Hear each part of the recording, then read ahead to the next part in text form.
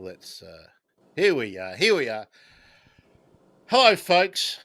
I'm Grant. I'm a bird nerd, and I am a plant nerd.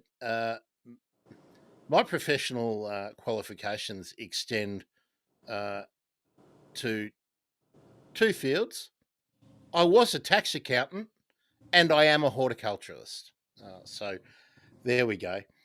Today, it's my great pleasure to be speaking to Lyle Lewis, who you can see there, looking very dapper in the kitchen.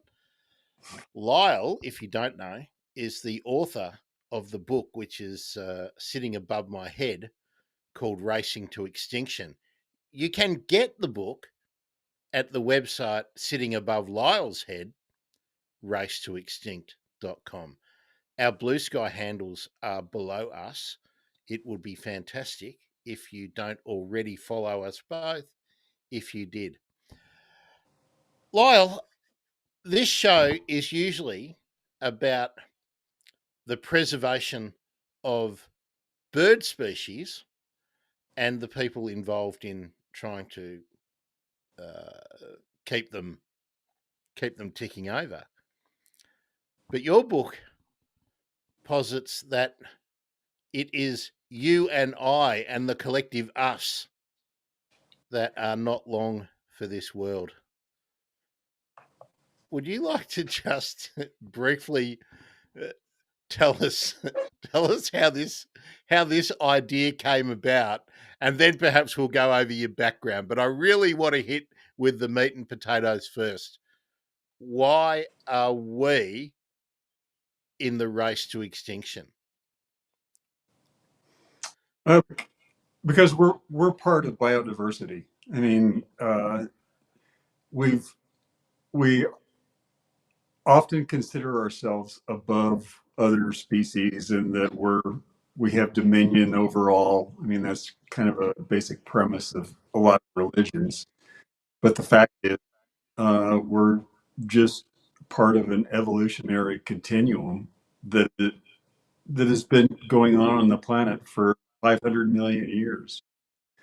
And Now, the planet has seen five prior mass extinction events, and we're currently in the sixth. And in fact, even though a lot of people think that we're just entering a sixth mass extinction, I would argue that we're nearing the end of the mass extinction event.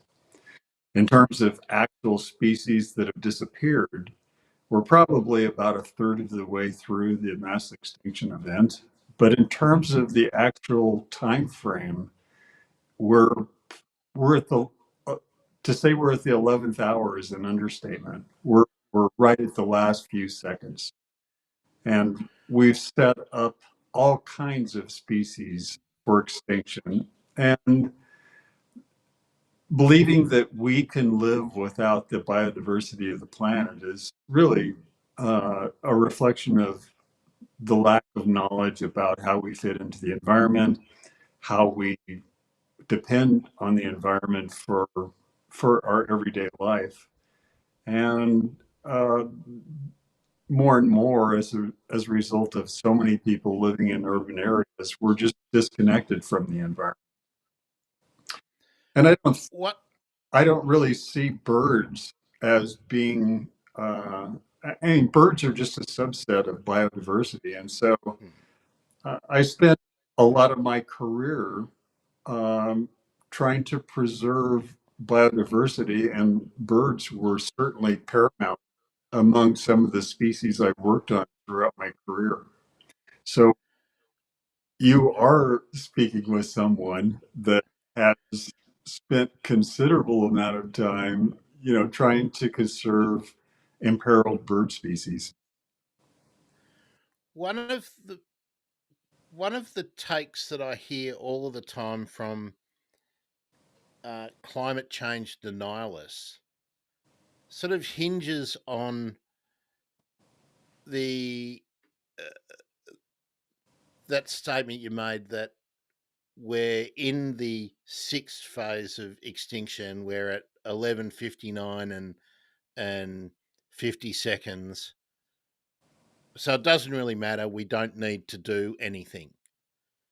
Um, is is it your view that we we can do anything now to arrest the the mass extinctions that are occurring of all biota? Uh, and are, are we doomed? I mean, should we just become hedonistic nihilists in the next for the next 50 years? That's usually what people accuse me of on social media is acknowledging the reality of an evolutionary continuum that's been 2.5. This mass extinction event probably started about 2.5 million years ago, and I can go through like a little bit of a time frame that brings us up to the present time.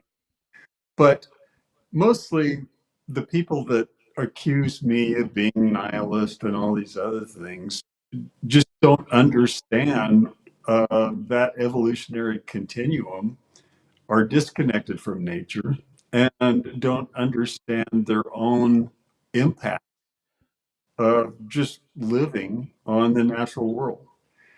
I mean, we're all. I'm not.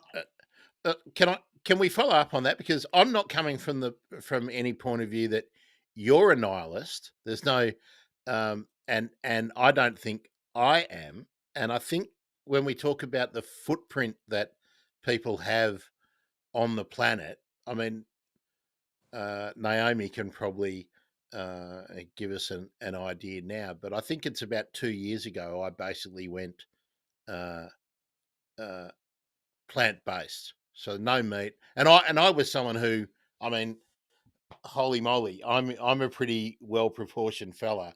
I can tell you, I loved a hamburger, I loved a pizza, I loved the pie at the footy or hot dogs or whatever.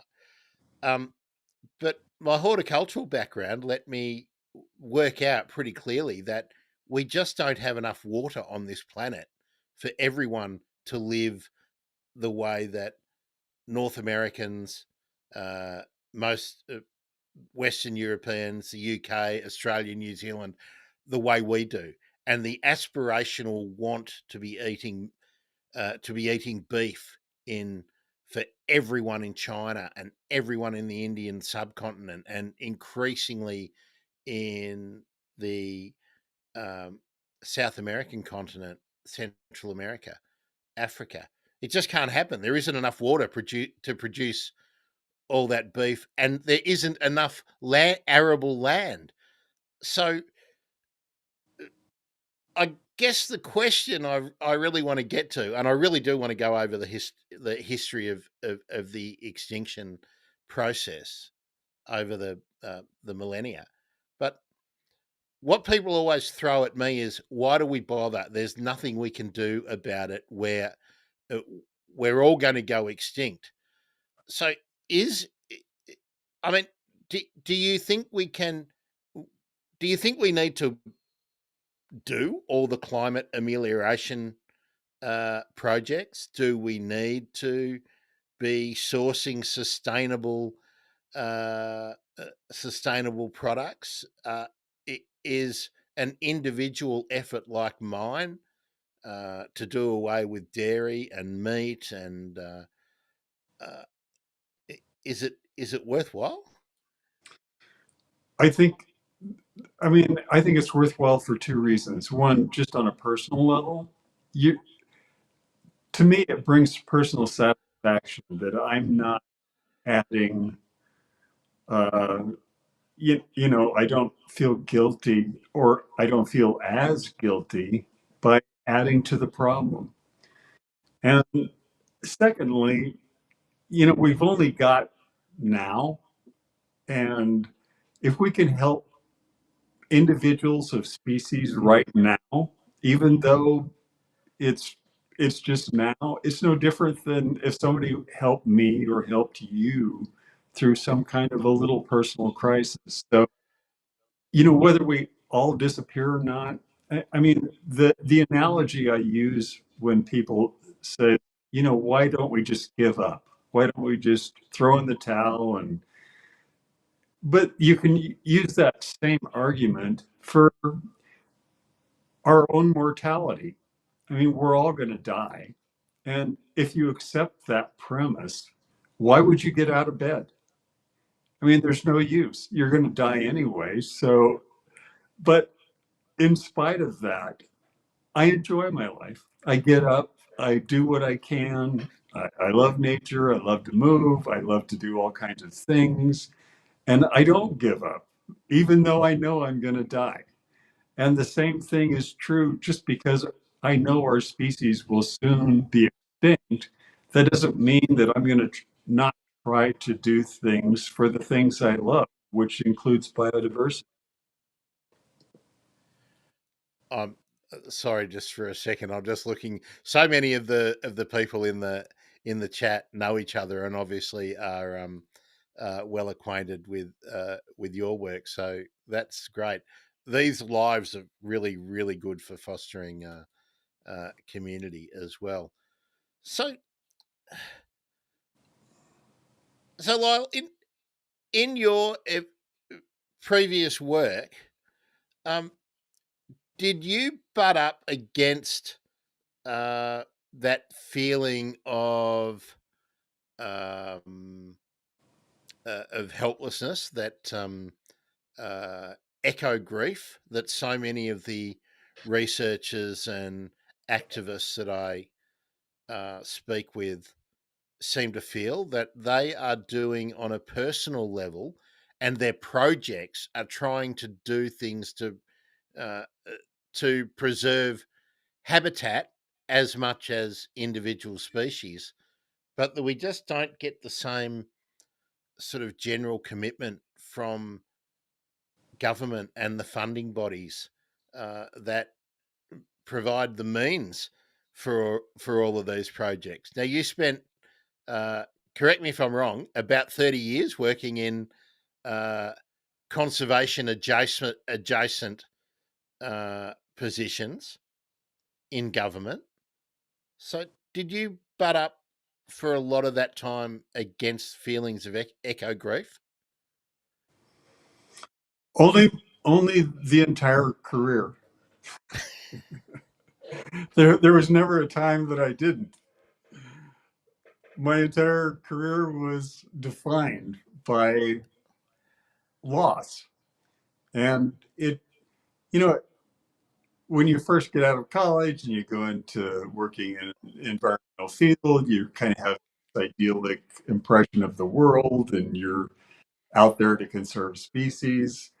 And it didn't take me very long to realize that success was never possible. And the only success was in slowing the rate of deterioration of ecosystems, uh, species status on the planet. And it was really a difficult mental gymnastics exercise for me and for a lot of people that really care about the environment. They just leave the government because the uh, most government people are there to be successful, and you can be successful if you sacrifice the environment. And you can still see that today. The people that are successful almost anywhere in the world are willing to sacrifice the environment because our whole society revolves around money. And whether it's Australia or Europe or South America or Africa or the United States, we've turned into basically religious ideologues worshiping consumerism. And so money is the conversion of natural, what money is the conversion of environmental resources. And there's almost no exceptions to that. Either directly or indirectly, money is generated by converting environmental resources into something that makes us money. And so um, we just go further and further down this road, and uh, that's why everything is accelerating so much right now. I mean, there's all kinds of reasons why everything is accelerating, because there's so many feedback loops. I mean, you can look at it just from a climate change perspective. You can look at it from a sixth mass extinction perspective.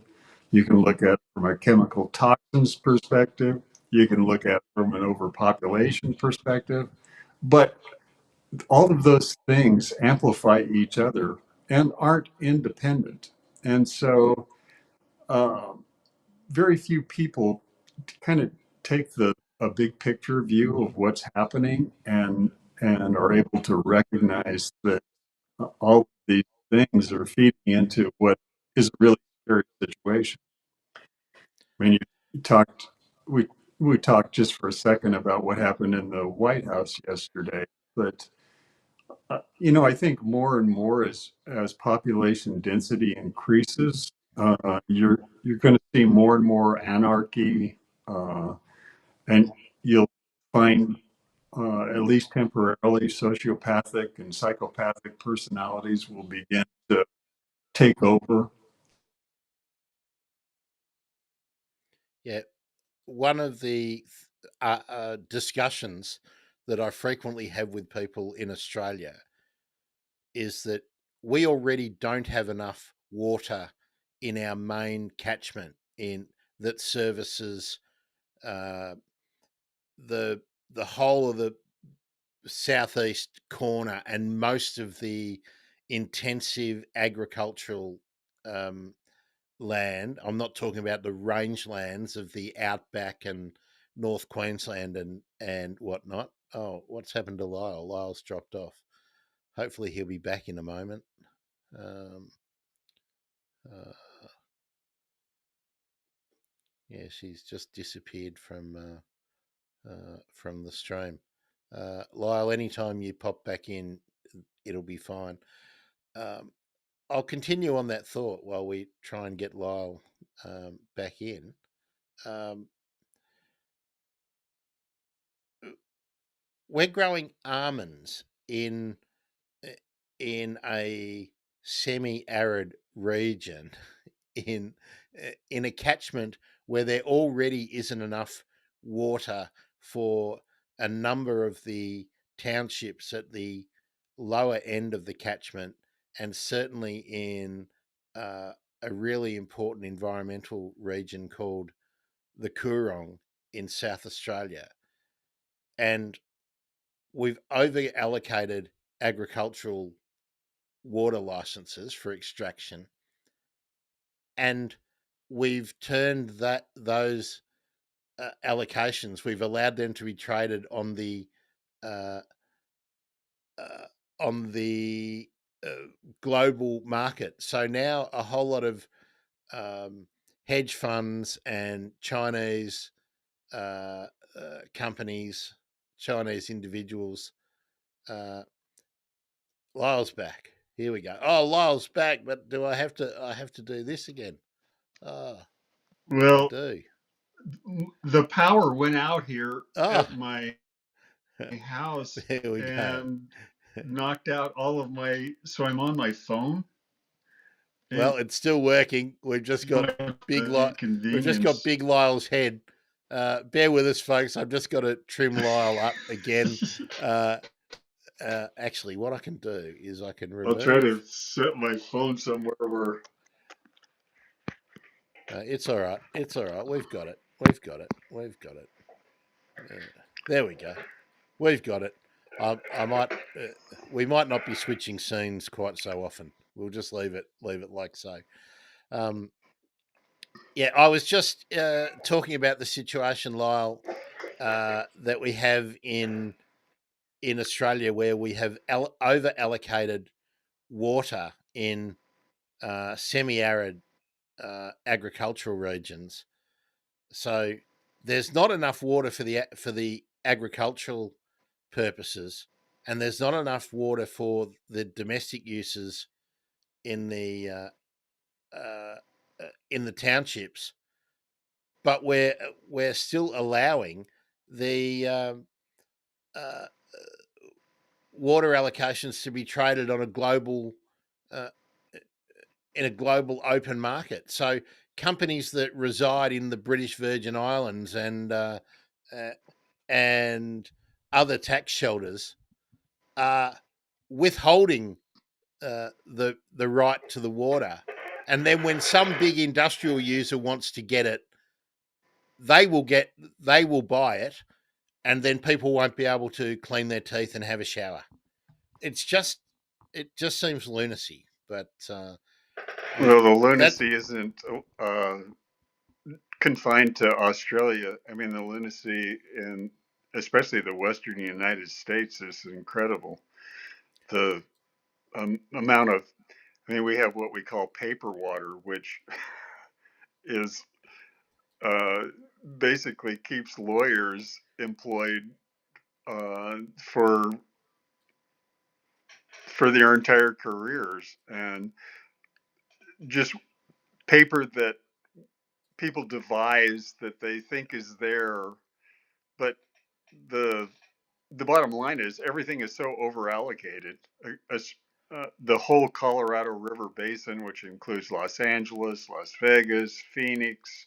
I mean, there's huge areas of the southwestern United States that, people have water rights that just simply aren't there. They're just yeah yeah imaginary.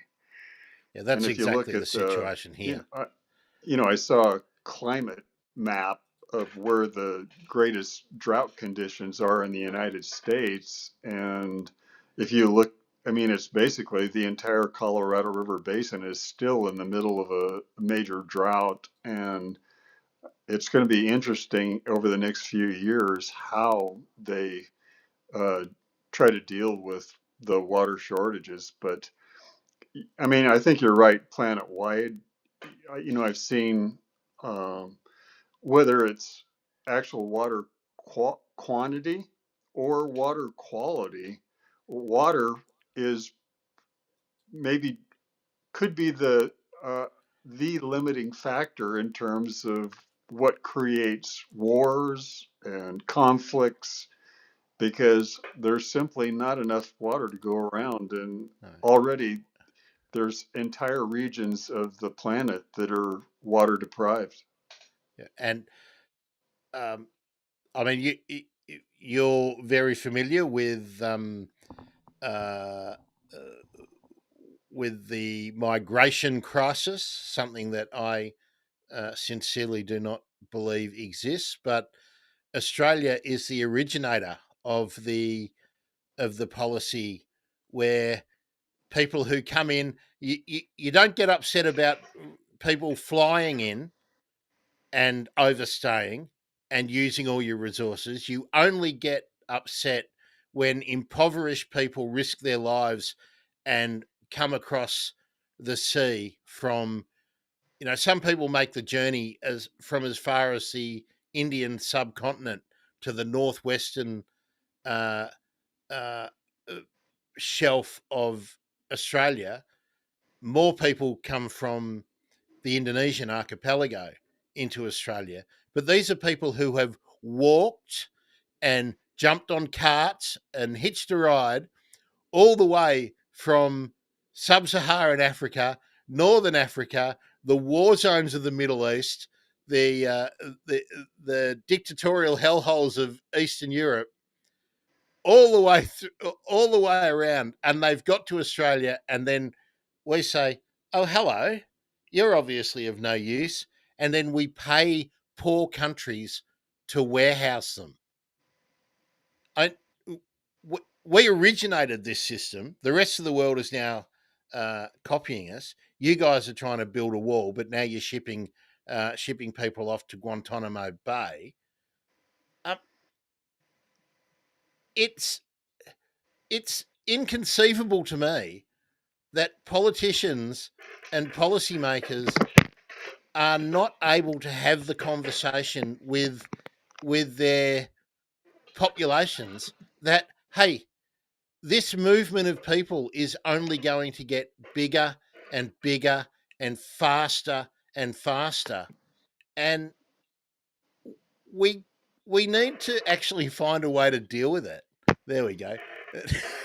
This is going to be good rewatching. People are going to go, "What's Grant doing? He never trims people up like this."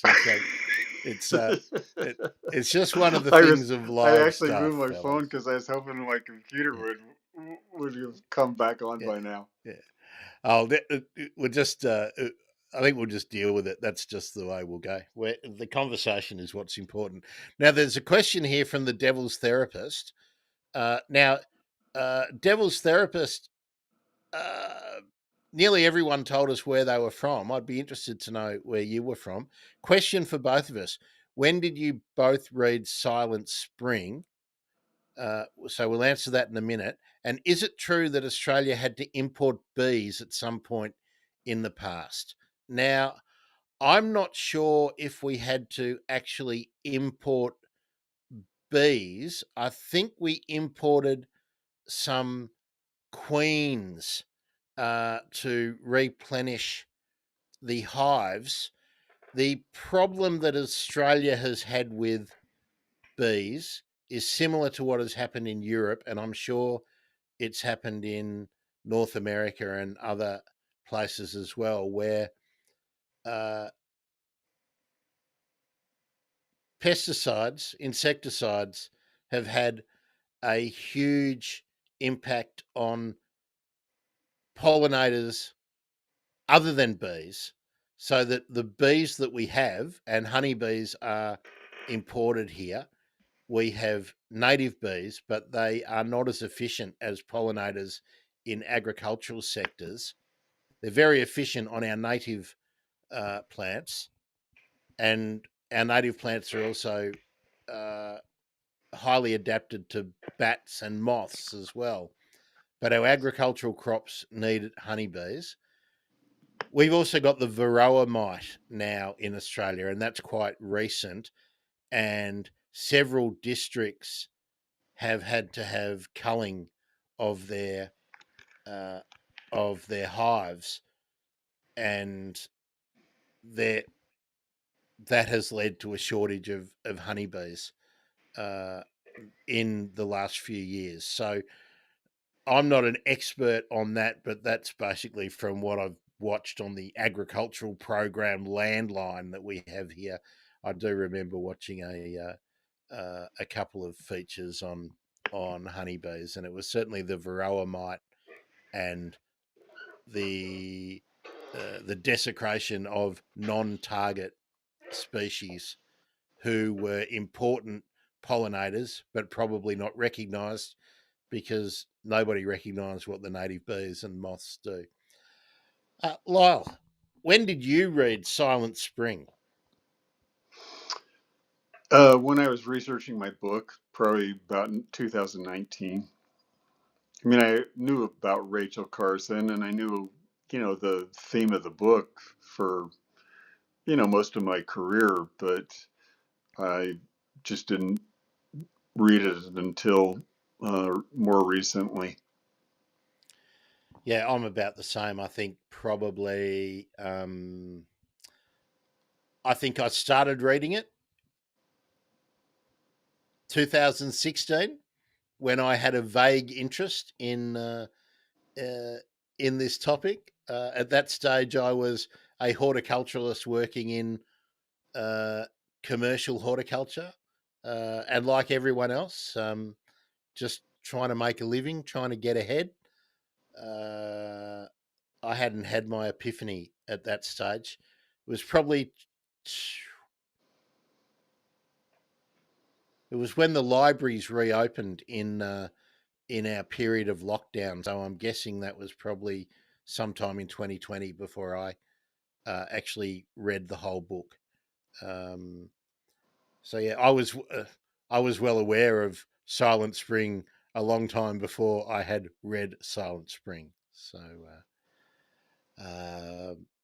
yeah. Now, Lyle, I'll just pop through the rest of these comments. They're coming in thick and fast, and see if there's. Um, oh, here we go. Good on you, Ian. Someone with a sweary mouth like me. Um, uh, and if you happen to have been offended by my sweary rage, fit on Blue Sky and Twitter in the last couple of days, fuck off. Sorry about that. I I do get sweary when I get angry, and my state of rage for the last few days has been very, very high. Not so much that um, not so much that I see it directly affecting my main uh, reason for being these days, which is biodiversity preservation. That's what I'm about. Uh, but the total disregard for people to, that I mean, I accepted that industrial America and Australia, New Zealand, they're winding back all of their environmental protections with a new conservative government in New Zealand recently. We're seeing it all over the world. I just thought that they actually cared about the people that voted for him, but obviously not. Naomi's popped in that Australia imported European honeybees. That is indeed the case because they are the efficient pollinators of agricultural crops. Alex, Green, Australia, America, UK, and Brazil. Any Canadians here? Uh, I'm not sure what the green is about, Alex. Um, Maybe that was greetings. I don't know. Um, Good to see. I'm guessing, Monica, you're from Brazil, so that's I'm taking a guess at that, but that's good to see. Uh, in a moment, Lyle. This is probably very different to any other of the interviews that you've done recently. I like to make sure that we get the interaction because I think that's the the things that get people to understand the points. Um, if you wouldn't mind, in a minute, we'll go through your history working with the government and the kind of projects that you've worked on. Uh, Devil's Therapist, regarding the electrification of everything, the water thing is true for copper. There isn't enough copper left in the mines. That's right. Even for the cables required. That's right. Uh, and we're going to have to destroy more biodiversity if we want all of our batteries for all of our gadgets and all of our vehicles uh, to combat climate change. So it's great that the people are starting to understand that the conflicts that we're coming up against. Uh, yeah, insects are down about 75% in 25 years here. Oh, good on your Devil's Therapist in Germany. Yeah, the um, the reduction in insects in Europe and the UK has been staggering. Uh, Alex, I think, is asking where is the sequel for. I'm guessing that's for Silent Spring. Um, Environmental Coffee House. We'll have to get a bit of a word about the coffee too. I read Silent Spring in high school, along with a lot of other things at the time. But when I got into my 50s, is when it really hit me, and then I started my channel. Well, I'm glad that um, we've sort of caught up, and hopefully we can do some YouTube collabs uh, over the years. Um, we had Silent Spring in the bookshelves when I was a kid. Uh,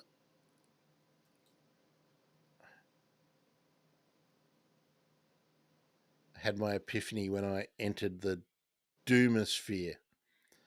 Yeah, uh, mine was a little bit before that. Okay, I'm going to pause the comments. There's a bunch more to get to. We will we will do that, but I've been talking and Lyle is the guest, so I've taken over as always. Uh, Lyle, give us a brief rundown of your history working within the various parts of the government, and if you wouldn't mind, at sort of each point, maybe when you're moving from one probationary period in the federal services to the next one, where luckily you didn't get terminated by some insane uh, uh, billionaire. Uh, Give us an idea of how your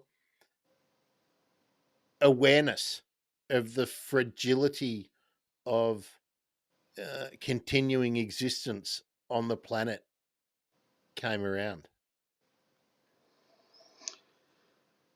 Well, my career started with I worked for the Department of Interior my entire career. The first two-thirds of my career was with the Bureau of Land Management.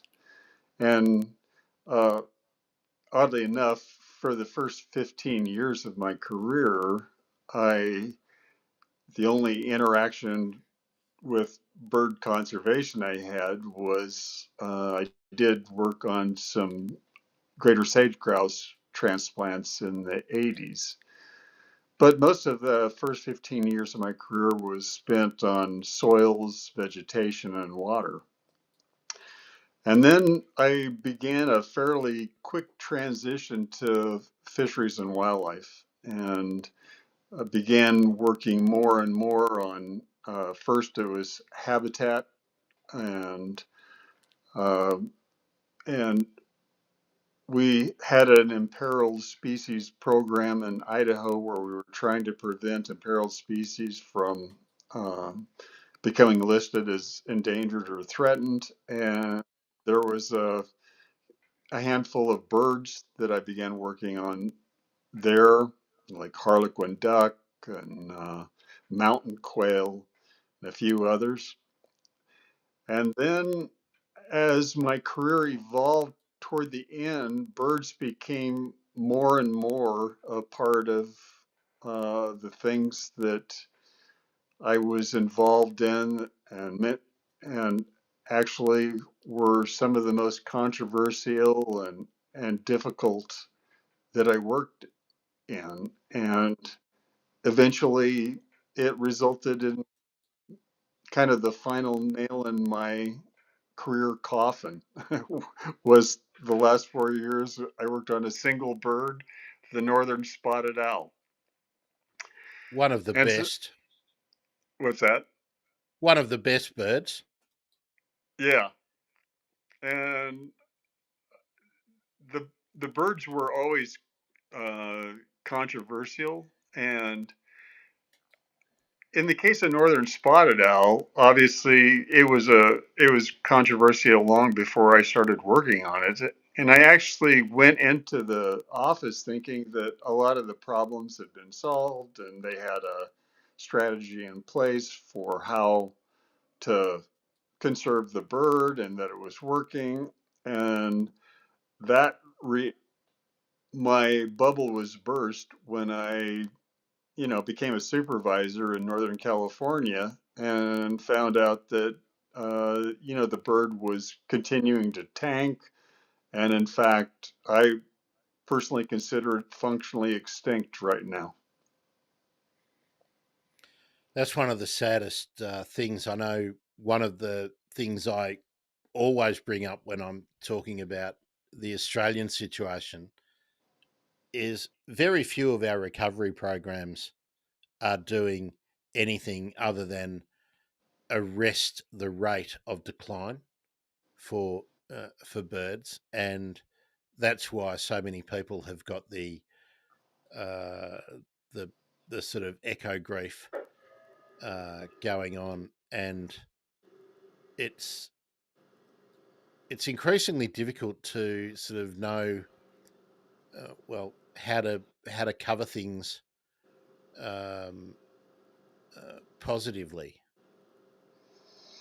And I don't think you can because it with the Endangered Species Act, I mean, people like to portray it as a success. And I worked with implementing the Endangered Species Act the last third of my career. I consider it a failure. it because it doesn't, even though there's a provision in the act that it's supposed to conserve the ecosystems on which imperiled species depend. They don't do that. That's the one part of the act that is consistently ignored. And whenever species lose their habitat, they're destined to extinction. And we've become very good at artificially propping up species. And, whether it's captive propagation or, we're going to go shoot barred owls, we're going to do all of these things that require continual intervention. And without that continual intervention, the species will die. Well, all you have to do is just take a look at our new administration, who is going to go through all kinds of cost cuts, and the very thing that he thinks is a waste of time is artificial intervention. And so it's very likely that many of the species that we're currently propping up are going to go extinct. But it was an inevitable one way or another. I mean, whether or not we have this administration or not, whenever a species loses its habitat, it can't. It just can't persist for any length of time. And Hold when you that start hold that looking thought. at, Hold go that ahead. thought, Lyle, because we've got to something that I want to say, want to interject and then come back to. But first, uh, David Leon, very, very astute observation here that you are doing your best Wilson from Home Improvement impression there. But I just want to clarify, this is not David Leon, the British actor who played the sidekick to Detective Chief Inspector Vera Stanhope in my favourite British TV detective show. I'm guessing. So we'll just stop there for a minute. Lyle, not only are governments refusing to admit that some of their legislation are failures, and how we can talk about the failure, I think, is something interesting. But I mentioned that there's an insane billionaire going around destroying your public institutions and your uh, scientific bodies. But it's okay because technology will fix it. Because we've got wankers like Thor, the Hemmingsworth brothers, and some other dickheads who are going to bring the woolly mammoth back. Where's the woolly mammoth going to live? The Hemsworths are funding an effort in Australia to bring back the thylacine, the Tasmanian tiger. What It's are they going to do? Are they going to be in bloody Bindi Irwin's bloody zoo? That's I mean, exactly what will happen. They're just a novelty. this is So this is the absolute stupid fuckwittery. Excuse the French, but I get so angry about this because dollars for conservation are so hard to get, and the media slurps up this. Oh, it's like a 3-day old bloody Wendy's Sunday that's been left in the sun. This bile that passes for environmental news and environmental action, and nobody's. I haven't seen anybody with a platform in mainstream media uh, sit down when Chris Hemsworth is doing his interviews and say, "This is a bit fucking stupid, isn't it?" Right? Wouldn't it be better to preserve habitat?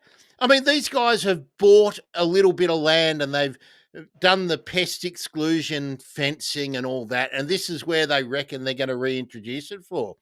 Mate, you're so bloody rich for these pointless bloody projects. Why don't you buy out some of the companies that are logging native forest at a loss? Spend your millions, your hundreds of millions, on doing something that will benefit people in a dying industry and at least give some animals like the swift parrot and the spotted quoll and the tiger quoll a chance to continue existing instead of these, ooh, technology will solve everything for extinct species. I'm sorry I'm so sweary, but it just makes me so angry how insanely stupid our approaches are. But You're yeah, you're preaching to the choir. good. But you're not as sweary as me, Lyle. So, but I guess that's your good upbringing. I'm just an uncouth Aussie. So yeah. So, but but yeah, look, Fanningham, I cannot believe how infrequently. I mean, the write-ups that I've seen in well-respected journals that are sort of treating this stuff, bringing the woolly mammoth back. What you're going to put them in the steppes of uh, uh, of interior Asia, the steppes of Mongolia and Russia, where they can dodge rocket launches. I mean, are these people absolutely moronic? I just don't get it. And It's how do lunacy. these people and how do these people who are interviewing them, who are the environmental reporters, not not understand that it is just insane? I mean, everybody is dependent on the clicks and the dollar and the exposure now that nobody's prepared to call a dickhead a dickhead. Um, uh, it's frightening. Uh, and I don't know if you have an equivalent in the US for dickhead. It's a word we throw around a lot I like in it. in Australia. Well, um, I mean, dickheads are generally idiots, but not terribly harmful, right? We don't generally attribute malevolence to dickheads. Dickheads are generally the kind of people who get their own uh, F1 racing team and are happy to finish 22nd, for 20 run races a year, right? It's like those I've people are never heard it dickheads. defined before. But but they're dickheads. They're dickheads with too much money. So anyway, sorry, eh, so yeah, There's a lot of people with too much money. yeah. So, oh, look, here we go. I like this one. I think Grant is becoming my favourite Australian. Well, I expect you to be subscribing to the Bird Emergency on YouTube. And if you like my fiery takes, even in my gardening program on Saturday morning, uh, we get into uh, we get into this because um, I'll look. I don't want to steal your thunder here, Lyle, but I reckon any one of us with a platform, and mine is minuscule, absolutely minuscule.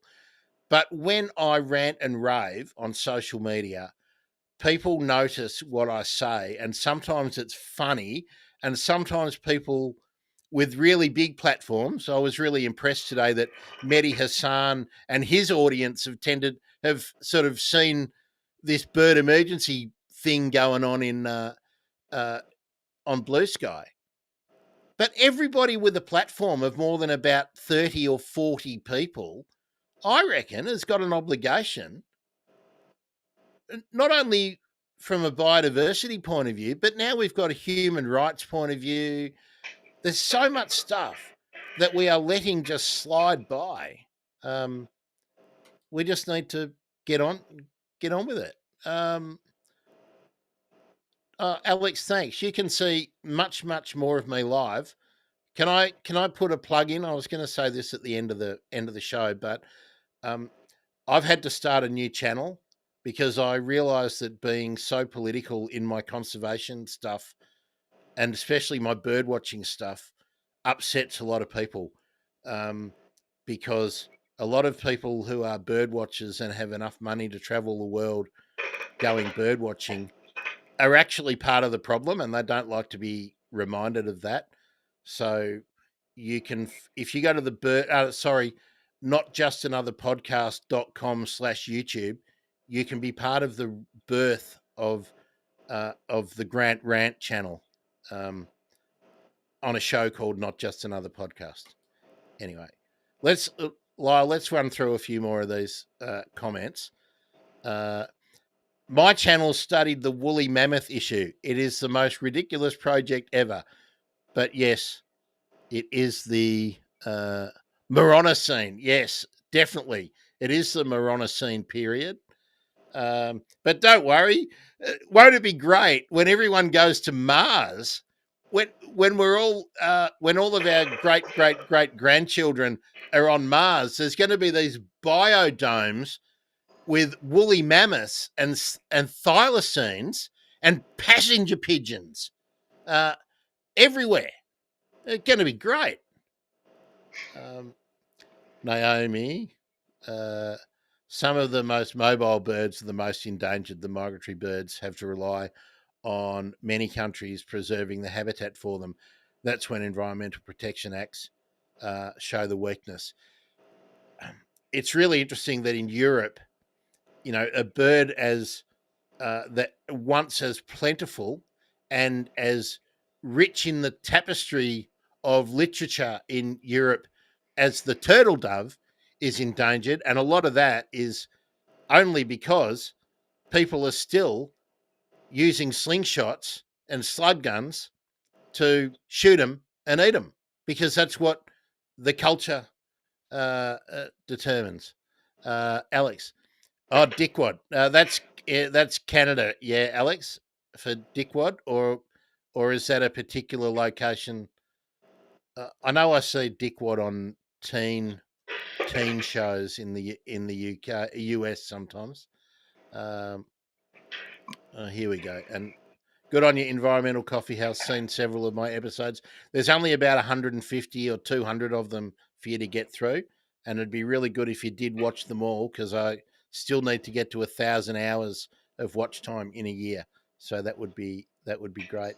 Oh yes, thanks for reminding me, Alex.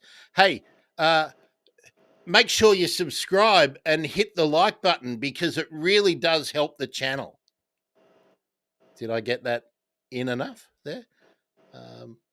Naomi, we're almost at the end of these, and then we can get back to doom and gloom. Here we go. It's true. Grant is fiery all the time. Not all the time, Naomi. I'm only fiery when some stupid shit happens, and then I get fiery. Grant, can you ask Lyle one Living Worlds question?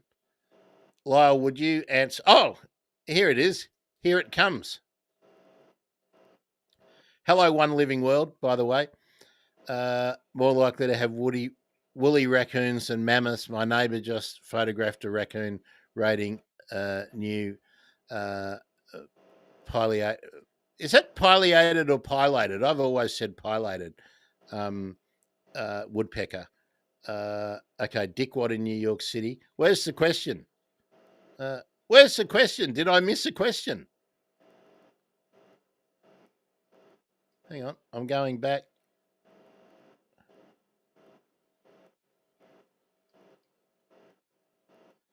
If I've missed the question, would you like to ask it again? Because I can't see it in here. I will certainly pop it up for Lyle to talk about.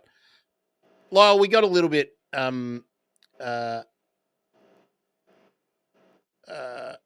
It was about birds going extinct. Hang on.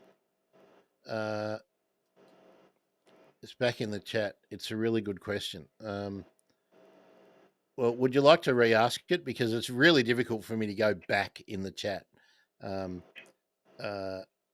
It keeps skipping back to the most recent one. So please ask it again, or raise the point again, and we'll talk about it. So Lyle, let's skip to practicalities for a second. What are you going to do for the remainder of your time on Earth with biodiversity sort of at the forefront of your mind? And what do you suggest the rest of us who care and get upset and increase their blood pressure thinking about biodiversity loss? What do you reckon? What do you reckon we should do? What are you going to do? You know what I do has evolved, and I'm older now, so I there's some things I could do earlier that I couldn't do now. I mean, obviously the things I did when I was working are different than I do now. And I think it points out that everybody has, you know, their own capability of what they can do and what they can't do. But I think everybody can do something, even if it's just uh, as simple as using less. And you know, that's one of the things that I pointed out in my book. I mean, if you live in the middle of a city and you have no way to do anything else, using less is the one thing that you can do for the environment. Whether you take a 1 minute shower rather than a 5 minute shower. You know, we talked about water conservation earlier. Figure out ways to use less water, figure out ways to generate less garbage, uh, figure out ways to use less gas and less all of these things. Anybody can do something for the environment by just using less. I mean, uh, the most critical thing that you can do is to alleviate future suffering is not reproducing. And you know, for some people, it they don't realize that that's something that what you know it's after the fact. But just encouraging people not to create more suffering in the world, because at this point, this the suffering is going to transition from all of the biodiversity around us to ourselves, and you can start seeing that happen everywhere in the world. If you do have, I mean, in my case now, I spend, at least for the last few years, I spend an inordinate amount of time on social media trying to combat misinformation and disinformation. And, you know, you talk about your blood pressure, but there's a lot of eminent scientists with huge platforms that are spreading disinformation and Yep. misinformation. Yep. They're spreading false hope, Yep. and yeah, we deal with the climate deniers, but at least they're honest. And so I spend you know, that's something that's in my capability and is important. But I also social media is no different than what I experienced throughout my entire career. It's a tidal wave of consumerism. And anybody that tries to get in the way is going to be repressed, intimidated, vilified, and that's just the way it is. We are on a path that we can't escape to extinction. I I want to pop in something that follows up from what you said, and then we will talk about the high mobility of birds. And this follows on from something Naomi said too uh, earlier on. Now, oh, you mentioned that you're older. Let's have an old off. Let's have an old off. Uh, now, I think you've got about a decade on me, but yeah, I'm an old bastard too. Now, I consciously am child free, and that choice renders me a freak in most social circa, circumstances. I mean, I'm probably giving way too much personal information out here, but I decided when I was about 22 that I didn't think that I ever wanted to get married because my parents had a awful divorce, and they were both cruel, one probably more than the other, but they did stuff to fulfill their own needs using their kids. And when I looked around, all I saw were couples and families at war. And I just thought, that's not for me. I had enough bullshit in my life in my 20s. And I just decided that's enough. In 2014, I drove my car, which was a bit of an old banger, but I just drove it up to my mechanic, who also was a car wrecker, and I chucked him the keys and I said, "This is yours, mate. Do whatever you want with it." That also rendered me a freak, but I just realised that I didn't in my life. I looked at my logbook because I was a tax accountant. You look at your mileage and your logbook, and I realised that in a 12-month period, there was 2 journeys that I took that I couldn't have taken on public transport, in a taxi, or walked. So I thought, what am I spending about $20,000 a year in fuel and other on costs for something that I don't actually need? So that makes me another freak.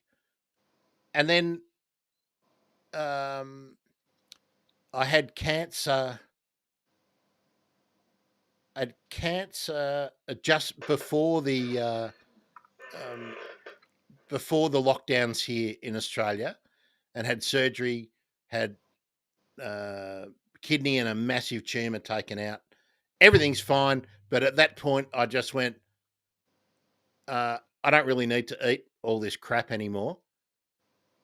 And now the recycling that we put out, we used to fill the recycling bin, the 2 of us living in this place, we filled it in a fortnight. We now take about 2 months to fill it, and I probably take up about that much in the bottom of the bin, because I don't purchase crap. I don't eat crap. I still eat well. I love eating. I make nice, tasty food, but you don't have to live the way that we all live. That's Yep, really the point I absolutely. always try and get across. And I'm no activist who got involved in going plant free for any reason other than I just thought, I don't need to eat this stuff. I just don't. And then you can look into the ethical issues. We don't need to have factory chickens. You don't need to eat eggs. You just don't. You don't need to have fish. You don't need to be involved in the rape and pillage of the planet. And I'm not telling you that this stuff doesn't taste good and that sushi's not enjoyable and a nice Korean barbecue date isn't fun, but you don't need it. There's other stuff you can eat at the restaurant. So yeah. Anyway, sorry, Lyle. I've hijacked it again here. Dale's got a good point here. Living in an apartment complex lays before me every day the enormous waste of most people. Cars spewing CO2 loudly, so usually irresponsibly leaving trash outside the compactor. Is there a part 2? I don't know. Here we go. I'm just going to go through here. My daughter told me she was not a breeder when she was age 15. She's 36 and has never had kids and does not want to get married, but she has her guys. She is truly independent, smart kid. Yeah, good on her. But it's amazing how in normal social interactions, I'll go somewhere where I get introduced for the first time. I'm 59. And people say, "Oh, you married, got kids?" And I go, "Never married, no kids." And they sort of go, "Well, what's wrong with you?" And I go, "There's more than enough kids out there without dads. There's more than enough kids running around. I don't need to make any more. And I'm brutally honest. I've never had a relationship with someone who I've thought, oh, when I'm 85, I really want to wake up next to them. That's never happened for me. I don't say that it's that when it does happen for people that it's not true or anything. I don't care what other people do. I just never felt it. And the whole point of getting married, I think, is for it to be forever, isn't it? So, I mean, if you're getting married and you think, oh, this might last 20 years, well, I don't know. I don't know if you need to do it. Here we go. I'm just flicking through a few more of these. Lyle, what else would you like to say that I haven't asked you? While I just bring up a few more of those points, and we'll see if there's a few more questions that come up. Here we go. Here's a question. You don't have to ad lib. Here's a question, Lyle. Is the bird flu an extinction event? That kind of goes with the survivors of major extinction event and the mobility of birds possibly increasing survivability. I've got my thoughts on that. I've interviewed someone about bird flu twice on the show. But Lyle, go give us your Well, best one on that.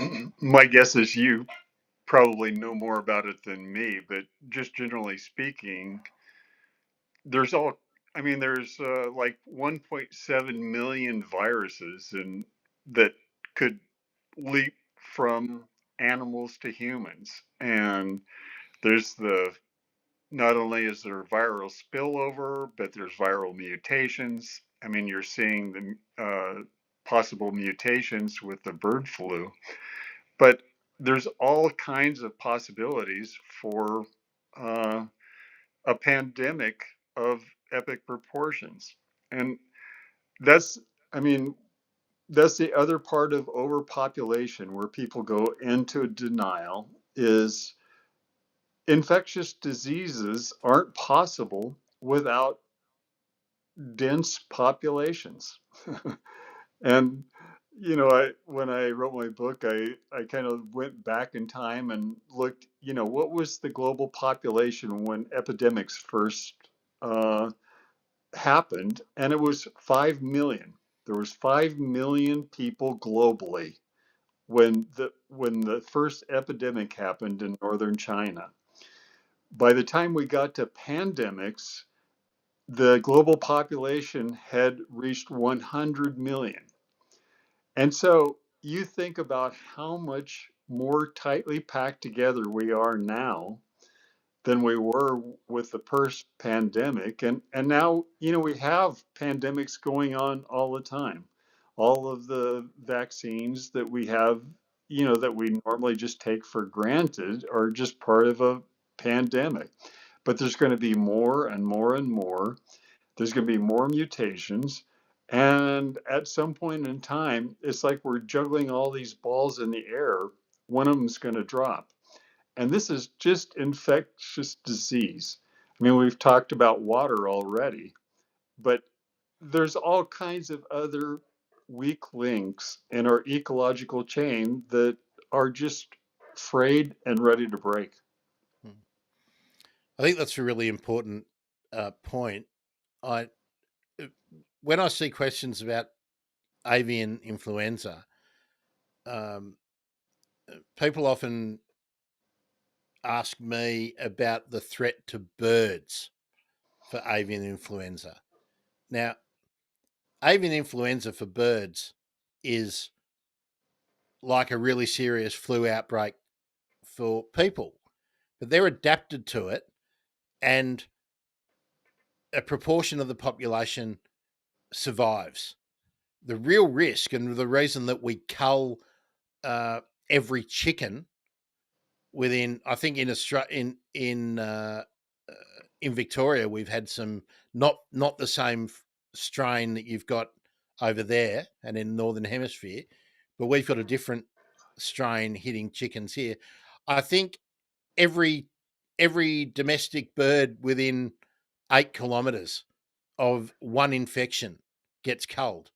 The reason we do that is because it might keep affecting chickens, but it reduces the risk of transfer to mammals, and that decreases the risk of eventual transfer to humans. So, in terms of an extinction event, I think it's far more likely to be in badgers or beavers or stoats or pigs or humans. Um, if it becomes highly transmissible between individuals of the same mammalian species, then we got a real uh, big problem. We've Can got a you, real big problem. yeah, can you follow up on some of those other weak links uh, within the biosphere generally? Like, I, this is another frustrating point that I have with people who have a platform who never want to talk about anything that doesn't seem to be good news. Um, we've got so many chemicals and hormones, the overprescription of medicines in the moving through uh, all of our environments that anything could create a big problem here. Bacteria, virus, or just protozoans, or uh, some other virtually unknown, certainly invisible to the wider population. Their population could crash, which could have all sorts of consequences for our food supply, or the suppression of other biotic agents that might be harmful for people. So, where do you see the weakest links being? Uh, climate change is certainly a weak link, and it could. I mean, any of these could be the link that breaks.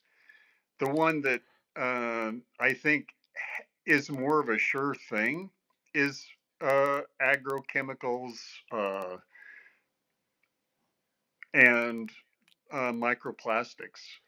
Um, a really good source. If I'll put in a plug here for Jane Van Dis, a doctor in New York who has a lot of knowledge about microplastics, but microplastics are increasing exponentially. And, only in the last 3 or 4 years have I seen research showing that microplastics and nanoplastics is starting to be infused into the tissues of our bodies, whether it's reproductive organs, brain tissues, or blood tissues, uh, increasing the risk of strokes.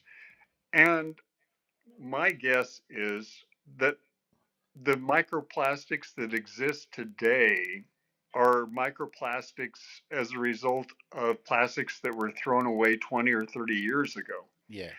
What We're was it? Your uh, sorry, Lyle, but was it your post on one of the socials that showed in China they are picking out from every surgery an average of 8 grams of microplastic from every surgery that takes place?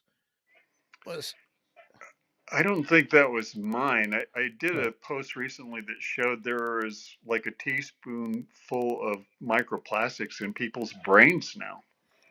yeah. That I think. Uh, I mean, I think people sort of hear it. Excuse me, but that it must have been one of the journals that was being um, uh, shared around. I mean, just think of that. I mean, we're probably not even doing that work in Australia or or the US or Canada, but in China, they are looking for microplastics in every surgery they do. And in this study, 8 grams of microplastics is taken from every person undergoing surgery. You know, Now you might that's be surprised that when I wrote my book, the research that was available on plastics at the time came from Australia, and well, the very Australia and New first, Zealand, absolute yeah, leaders in it. Yeah. And especially led by people studying uh, seabirds and other sea creatures. I mean, that's where the leading work in microplastic absorption sort of started, and now everyone has taken it up, which is great. yeah. But Uh, we've also got forever chemicals yeah, that has contaminated a huge portion of everything. water supplies in the United Yeah. States. But I suspect that we aren't Australia, unique. Europe, and anywhere where there's well, anywhere where there's an airport, anywhere where we have firefighters using foam, you have PFAS in your environment. Um, Here's a good question, Naomi. Do you think the anti vax movement will move us more quickly towards the human extinction you foresee, or will they just sadly die off and give us extended longevity of existence? I'm not a virologist, so I can only guess. And I, my guess is it would extend our longevity a little bit just because, a few fewer people to suffer, or, Yeah. they're suffering while they die, obviously. But there, there's just no, I mean, there's just so many other viruses and that are potential problems. And I also think that the population density that has given rise to autocracies and sociopathic personalities are going to try to dispel information as much as they can and try to put a positive face on it. So you're going to see a lot of this stuff buried. Yeah. Um, I I think I mean we always sound like conspiracy nuts when we say things like what I'm about to say, but uh, the mainstream media and indeed most people who are operating fairly large social media platforms um, don't want to say don't want to deal in the truth because people might click away and they I don't know how they uh, I don't know how they can look at themselves in the mirror and go, yes, today I've really served humanity today. And not only they don't even have to think about humanity. Gee, I did the right thing for my kids or my great grandmother today by uh, by just talking sunshines and rainbows. Uh, Dr. Vincent uh, Raccaniello of Columbia is my go-to virologist. He assembles a team of immunologists, virologists, and other scientists for years now. Um, I'm unaware of their work. Here we go. Oh, good. You're in his class. I took his class, non-matriculated virology 101, back in 2021. I learned a lot. I never knew about viruses. Viruses are amazing. Um, well, are they an organism? I guess they are an organism. Um, they're not creatures. I don't think. I don't think we could categorize them as a creature, could we? They're Um, not a complex organism, they are an organism. they're not a creature. A lot of people think viruses are alive, and viruses are not alive. And uh, and they're coded to do one thing, which is reproduce. That's all they're coded to do. That's what viruses say about us. Yeah, well, that's right. and we're so inefficient at it. Like we take 16 years up to 50 years to get around to doing it. Pretty stupid. The most choose to believe comforting lies over unpleasant truths. Well, I'm kind of reluctant to throw this one out there, but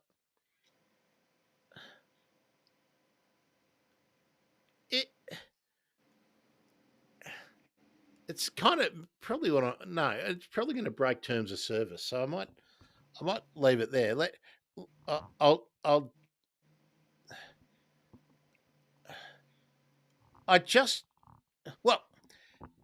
I'll leave that one there because I probably would end up getting banned off one of the platforms. Lyle, how long do you think we have got? The collective we.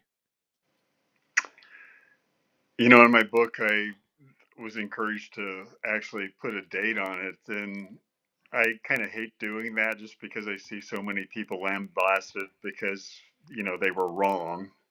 And it's easy to be wrong because there's so many variables that are playing into it. But my best guess right now is 2055. 2055. Okay, so we're talking 30 years from now. Well, I'll actually be quite happy if I'm here to see the end.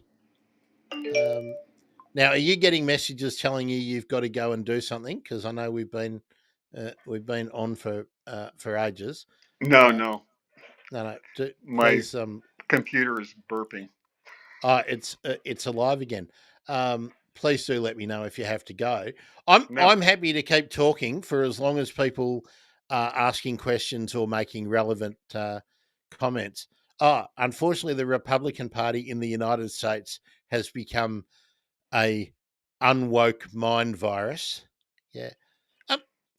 Hey, all right. I'm going to say something which is probably going to insult all of you Americans, right? But I did year 12 in 1983. So my first year at university, being one of those wankers that I totally despise now, doing economics and politics and really wanting to be a politics major. Back then, my basic political class back then in Australia had a look at America and determined that because you have the freedom to not vote and about 50% of you avail yourself of that freedom, therefore only at a maximum 50% of you are involved in politics, but also just social movements and giving a shit about anything other than football, baseball, basketball, celebrity culture, and the price of eggs. And that because 47, 48% of you are locked into one political side or the other, and that one political side tells monumental lies like trickle-down economics, and that 47% of you, which is almost enough to always determine an election, believe it. And while you peddle freedom, human rights, while facilitating incursions into other countries that are basically black ops, and Saddam Hussein was a good guy for you guys. Assad was a good guy for you guys. You armed them. The list is almost endless, but you can look at so many of the people that were armed and funded covertly by the CIA. This shit was inevitable from the time, and people knew about it before me. Midnight Oil were writing songs there's a great one, US Forces, if you want to look it up on YouTube. The left movement and the centre movement, more broadly in Australia, always knew that you guys were heading down this path. Orban has laid the set out the most recent groundwork, but Hitler took over by taking over the legislative bodies. He was given power. Nobody objected. Mussolini did the same thing. I've just finished watching an 8-part documentary on Mussolini. He did the same thing. The Pope basically got the Catholics were in Parliament, the Catholics to vote with Mussolini to impose a dictatorship. And now you've got all of the Republicans in Congress who are going, no, it'll be right. We're going to save some money. So the extinction's been a long, long, long time coming, even without looking at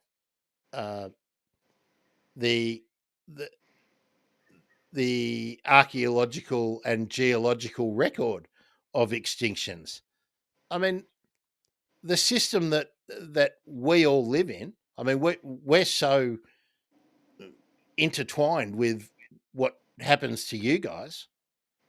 We can't get out of it. I mean, we're locked in. Everything we do is locked into what happens to you lot. Might be kinder if it just happened in a big bang all of a sudden, wouldn't it? Yeah, I really think that he could stabilize the entire planet, and pretty good chance he will. Yeah, I didn't. Is there? I'll ask you, Lyle, and I know this might sometimes be difficult for Americans to say, but do Americans actually understand that the greatest country on earth has not been a force for good virtually anywhere else it's gone? And that here I am, we've got a Chinese naval task force circumnavigating Australia at the moment, and our media is going, "Ooh, China, terrible! What can we do? I'm less fucking scared of Xi than I am of Donald Trump and JD Vance and Elon Musk. And try and get Meta out of your life now. Try and get rid of that Facebook pixel that follows you all around everywhere you go on the internet. I'm far less scared of TikTok and what Xi is doing, because guess how many countries China has taken over in the last 50 years? It's none. So, yeah. The answer to your question is no. Now, I'm glad it's so simple. So this takes me back to where we began.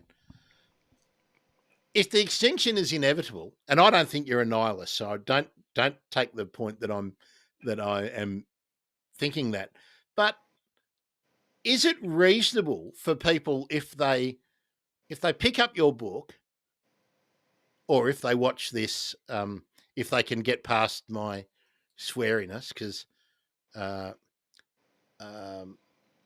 so many, I know so many people go, "Oh, I wish you would say the same thing, but be nice about it.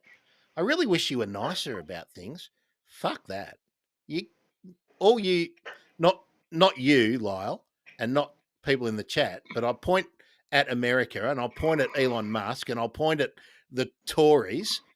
I'll point every conservative capitalistic movement in the world. You're the enemy. Why should I be nice to you? All the things I love are disappearing because you can't stop cutting shit down and consuming more. And hoarding every single thing you can get. So, yeah. I forgot the question I was going to ask you. Oh, yeah. So someone picks up your book, Lyle, and reads it and thinks, okay, we're going to go extinct. It might be in 50 years, it might be in 80 years, it might be in 200 years. Why should I care now about anything other than fulfilling my needs, my family, my friends, driving my monster truck up and down the beach, um, you know, uh, cutting down some more trees to build myself a nice second cabin up in the woods, hunting as many moose as I can. What? Why should someone give a shit nowadays? Well, it actually won't matter, and most people don't. But if you care about the environment like I do, and you care about biodiversity, and you're living in the moment, which I try to do, all we're guaranteed of is now. And if I can help creatures that you know, I truly like now, that's all I can do. And you have to be reasonable about what your capabilities are. And that was one of the things I struggled with my entire career. You know, really was trying to save species from extinction. And that's just not something that society will tolerate. And it's all about, you know, the big trucks on the beach and all of the things that you mentioned earlier. That's what most people care about. And you can't change other people. And we're always going to be a small minority of people and probably be increasingly smaller because there's less nature to care about. But we've almost reached that threshold where, uh, you know, we've almost destroyed enough nature that that collapse is inevitable, and maybe our capability for destroying any more is going to be compromised. Yeah, it's yeah, I agree with you 100%. It's really difficult from where I stand or where I sit on my big fat ass today.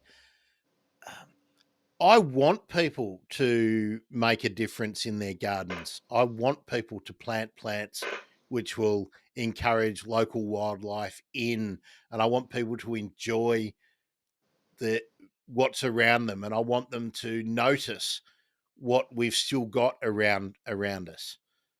Um, but it's really hard to find the energy and just think, oh, bugger it, I'll just go bird watching for myself and not do and try not to do any outreach about it. Yeah, and everybody's different, and I mean, you have a skill set, I have a skill set, you have a knowledge base that I don't, and but there's so many niches that people can fill that could help nature even a little bit. And like I said earlier, even if you don't have the capability to do anything in nature, you still have the capability to use less. Yeah, I mean, I'm a case study in that. It's it's so easy. It's so easy that in my supermarket, two of the things I used to buy all of the time: smoked salmon, because it is a very delectable thing to eat. I totally understand that. And right next to that was bacon. But above that is tofu. Now I buy lots of tofu for less money than I used to spend on a tiny little bit of smoked salmon and bacon. And I'm much, much healthier for it. and I'm sure the planet it will thank me at some stage, maybe on the way out. But the only thing I hate about it is that I cannot buy tofu in anything but throwaway plastic that we can't recycle or that we don't recycle. So that's I still get guilty every time I go shopping. I try not to buy stuff that is packaged in a way that makes it injurious, filling up landfill or something. It's still really difficult. And then I feel my rage building because that's one of the really easy things that governments could do, right?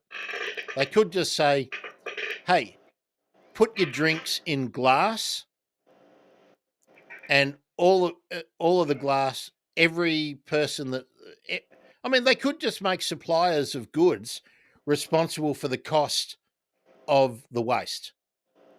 They could do that, and it could be, well, we'd all feel. I think we'd all feel better at least. It's not going to stave off our inevitable demise, but I'd certainly feel better if my housemate could buy his cola in glass rather than in plastic. But that option doesn't exist. Mm-hmm. So here we go. It's almost impossible every time I go grocery shopping, which is hardly ever. I'm also angry, and then I get really sad because of the health laws. You can't bring your own containers. Yeah, that's changing a little bit in Australia. I certainly take the same exact same type of plastic container that I bought my fried rice from the place in the food court, and they will fill up my my container. Ah, Mark, says I can't wait till you start your own channel. Which channel? Who are you directing that to? You're on my channel, and I've got another one. I've actually got another one too, but that's not about politics or anything. Here we go. Reese Cat Offals. I'm hoping, Reese, you're from the UK. UK does have some shops where you can bring your own containers. Very niche, though. Yeah, it's certainly not common.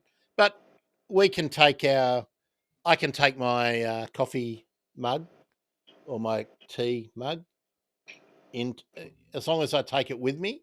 The coffee places will fill it up and give me green tea or sustainable coffee.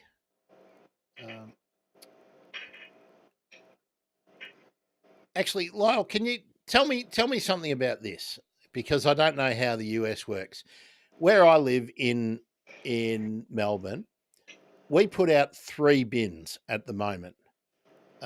We put out a green waste bin whenever our green waste, and that can be vegetable scraps and whatnot. We've got a compost bin and a worm farm as well. So we very rarely are putting much in the green waste bin. But our municipal rubbish pickup takes green waste. We have a recycling bin, which takes anything with the recycling logo. I don't know if that's even a thing in America, but we've got the little triangle recycling logo. Mm-hmm. And we've got rubbish that goes to landfill, and we are expected to reduce the amount of rubbish because we used to have a great big bin for general waste, and now we have a little bin. And over time, we're going to move to 7 bins. Cardboard and paper will be in one. Glass will be in one. Metals will be in one. Plastics will be in one. General waste like bits of wood or other stuff that can't go in your green waste bin will go in it. But our rates are going up to facilitate that, and people are up in arms about it. Doing a good thing is really bad because it's going to cost me an extra $50 a year. It's really bad. Oh, and by the way, have you seen my new handbag? It only cost me $1,000. I mean, when did we become such absolute monumental dickheads again? I'm sorry, I just drives me bonkers that we get given solutions, and all anyone wants to do is get upset. Mark, he will be starting a political channel, but he's got his channel right now, which I've been watching a lot because I love the permaculture aspect. Yeah, permaculture is really, really interesting. I was into permaculture in the 70s when I was at school, and in the 80s when I was at uni, and in the 90s when I studied horticulture. And I went off permaculture, not because of any other thing, but so many of the people that I knew in permaculture were anti-vaxxers. And I just thought, okay, good luck with your Mandela garden, you fucking unscientific idiot. So, yeah, anyway, sorry, I don't want to insult permaculture because I think it's moved on. Geez, we're getting lots of good comments. Lots of unaccepted items amassing in my garage. Yeah, we have to take those kind of items. You have to save them up and then take them to a very inconvenient place, especially when you don't have a car to go to the hard rubbish depot. Who's got an ecology channel? I reckon the Bird Emergency passes for an ecology channel mostly. I mean, I interview heaps and heaps of ecologists. It's a thing in America, but they lie and tell us they'll ship it off and then they burn it. Yeah. Best thing that China, Malaysia, Indonesia ever did was stop accepting the pallet loads of rubbish that the recycling industry in Australia and obviously in the US and everywhere else was doing. Oh, hang on, I got to them, didn't I? We got there. All right, folks. Now's the time because what have I missed out on? Those of you, I've only read bits of Lyle's book because I don't have Lyle's book and it's not in my local library. And I only found out about Lyle a few days ago. So I've just read stuff online that some of you have promoted for me. What have I missed? What should I have asked Lyle that I haven't done? Because although Lyle said I have a skill set, I'm not really sure that I'm always very good at utilizing my skill set. So if there's something that I have not asked Lyle, please pop it in the comments and we'll get to it. So Lyle, it's Saturday morning. They're in the Pacific zone. I'm very mindful that Elon Musk doesn't want anyone to know really where any of us are because that's our what's that, our kill coordinates, isn't that what he called it when people were mentioning where his plane landed? What's on your agenda today? I've got to finish my taxes. Do you really need to? Didn't they sack everyone at the IRS? Do you really have to pay your taxes these days? I mean, there's nothing left to the government to spend money on now. You would think so, but my guess is I'd be the first person that would be in Guantanamo Bay. Now, I'm just checking. Apparently, Naomi's asked a question so that I might have missed. So I'm just going back through. Oh, here's a comment. Yeah, our landfill takes methane gas out of the ground and turns it into energy. I'm sure there are places that are burning recyclables. Most of that has changed here in Australia. I know that methane extraction from landfill is a thing here, certainly in the UK as well. It's good. Ah, here's the one, Naomi. I had let it get past me with all the comments. Lyle, how did you get past the echo sadness about the spotted owls? Or have you? I find it hard to feel the joy occasionally because of extinction. Just interested. Asking for a friend. No, I've never got past. I mean, all kinds of. I mean, there's been 3 or 4 birds that I've dealt with in my career that are in a downward trajectory, and it's not going to change. Greater sage grouse. I mean, they were fairly common in the 80s, and they've just gradually, they're less and less and less and less. All the renewables and all of the development, they're toast. Northern spotted owls are toast. I had a northern oplomato falcon I worked with when I was an endangered species branch chief in New Mexico, and they're toast partially because of an environmental group.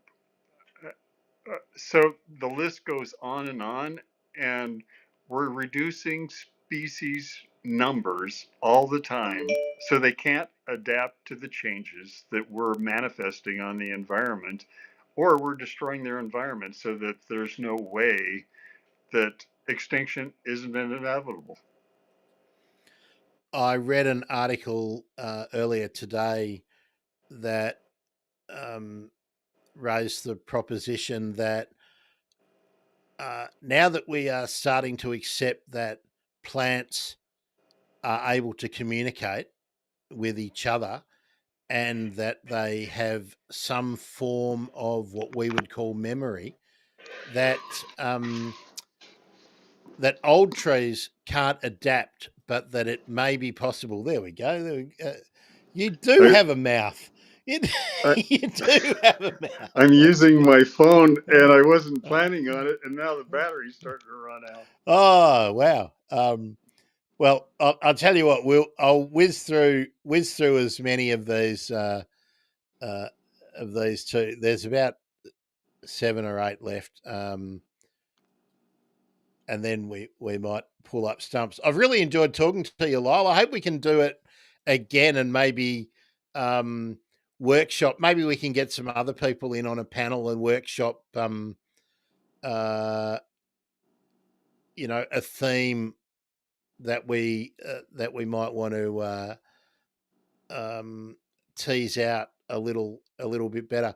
I've found this, apart from being learning a lot, I found it a little bit therapeutic because it seems to me that you're a lot more zen about our current predicament. I I know I don't have high blood pressure, but like as a ongoing condition or anything, but I feel my blood boil every time I hear and see. Even I don't know, Lyle. You're probably unfamiliar with. Uh, we chucked out a terribly toxic conservative government. Our conservatives over here are called liberals. Funnily enough. Oh, here's a good one. Yeah, cats. Don't get me started. Actually, that'd be great. I'd love to get Judy Dunlop in and talk about cats, and maybe Lyle. Lyle, have you got a thing about cats? Um, but Sure, here I'd love to talk to him. we had so we chucked out this conservative government and brought in our supposedly left wing, but it's really just a centre party. And they ran on they were going to introduce these new nature positive laws and they're no more extinctions. That was no more extinctions. So they they were going to tackle the problem in 3 parts, and they were going to do trading, biodiversity positive finance. Yeah. So they brought that in. They brought in the regulatory body that would be able to approve projects, but the legislation needed to protect endangered species, we'll put that off until after the next election. But in the meantime, we'll approve 20 plus new or expanded coal mines. So it's all just a facade. Government, everything is just a facade, really, isn't it? When it comes to I any of mean, this our stuff. entire society is, the foundation is myths. And Yeah. there's almost nothing anymore that isn't a myth. And it starts with conservatism itself. Races, Reese, and please let me know. Are you in the UK, Lyle? When with people with normal priorities, what do you do when people discuss their planet nibbling plans? Bigger, faster, better, more. Do you keep quiet? Do you rant, or do you play along? Actually, I really want to know this because I can tell you what I do. I'm something of an introvert, so I'm not around many people, and most of the people I'm around are just my friends, uh, and so I found, based on my career and dealing with, I supervised biologists, I worked for biologists, my colleagues were biologists, and even most of them are captured by consumerism. They're they're just part of the human race, and you can get into an argument with everybody and drive your blood pressure through the roof, but I found, I made the decision that I would try to at least set a good example. And if people could see what I did, maybe they would change a little bit. But even that hasn't happened. And for the most part, people are going to do what they're going to do. They're going to think what they're going to think. And occasionally you'll meet somebody that's open minded and curious and, ask those insightful questions. But for the most part, we're just going to rumble along, and the people around us are who they are. We can't change them. Yeah, I agree. I'm I save my ranting for my lounge room. I feel sorry for my housemate because I'm someone who, when I'm watching TV, I'll just go, "Oh, that's a fucking lie." Oh, jeez, Christ. So that's what I do at home. Uh, I rant on my live streams. I don't rant when I'm out and about anymore, um, but I'm very judgy. Uh, I'm very judgy in my personal life. In that, if I'm at a barbecue, if I get invited to a dinner party and there's 9 people there and all of them are just normies, I'll just excuse myself and go home. I got no interest in the dialogue. I got no interest in their new extension. I've got no interest in their holiday in Dubai. I just they're not my people. They're not my people anymore. And if we're all going to die by the time I'm 95, I don't have the energy for those people. Uh, but I have boundless energy for all of the people who come to our various channels and live streams and interacting on social media, because that's about all we've got left, isn't it? The joy of finding our people. Um, uh, oh, hey, Environmental Coffee House. I hope you subscribe, and I'll do what Naomi said. I'll be subscribing back, and we'll do some co-ops. You don't have to worry about taking over the chat. That's what it's for. You have your say. You do your bit. You tell us what you think. You don't have to agree. You can agree. That's what these things are for. That's why I love these live streams, because you get the interaction and you find out. Uh, more than you did before.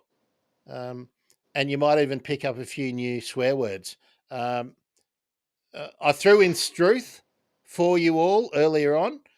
I don't think I gave you a bloody oath. I think I did give you bloody dickheads or bloody idiots earlier on, but I'll give you a good UK and Australian one to throw around to put in your arsenal. Plonker.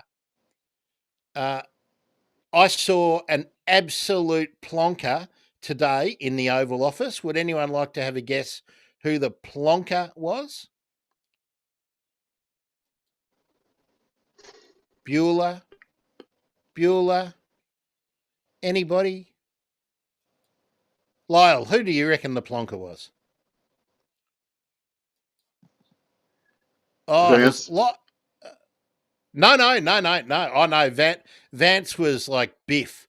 Vance was the Biff from Back to the Future. No, the plonker was Rubio sitting there. Oh, yeah. I'm the Secretary of State. I'm very, very important. Oh, 5 years ago, I said Putin was a dictator, and Vladimir. A few years ago, I said he was a hero, and we must maintain funding. And today, I'm sitting here saying nothing, and afterwards, I'll put out a very, very strongly worded statement. What a plonker! If he had a semblance of a backbone, he would have resigned today.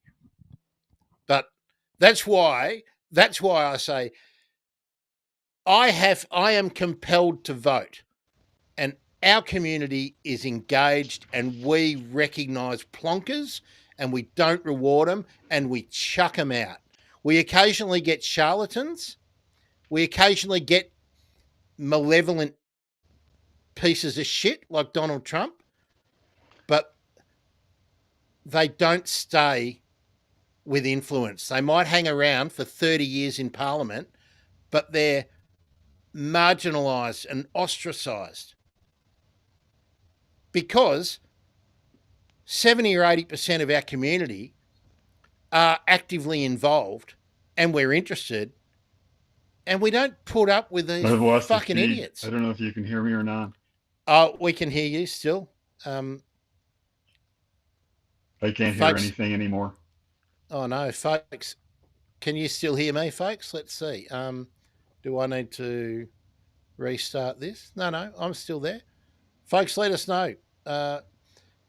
If you can hear me, just put a thumbs up. If you can hear Lyle, give a thumbs up. And maybe Lyle's just hasn't got his speakers on. But we've pretty much got to the end there. Lyle's gonna jump out, and I reckon he's gonna jump in again with his computer. Okay. Thanks, Environmental Coffee House, sharing your channel on my channel, so we'll be getting more subs. I'd love that because I really want to get to 1,000, so at least I might be able to earn enough money off YouTube to pay my. There. Thanks, Reese. Lyle's back. Lyle's back. We got to add him to the scene, and let's see. I'm going to have to bring him. There we are. Lyle's back. We've got him. Are you back on the computer now, Lyle? No, or are you back on the phone? Back on the phone. I don't know why it dropped me. Everyone could hear you, so that's okay. And we've got your whole face again, so that's good. Okay. Well, we're just in the good. Everyone's telling us we're both still here. Okay. All right. Now, I don't mean to say that Australia has got no problems, because we are the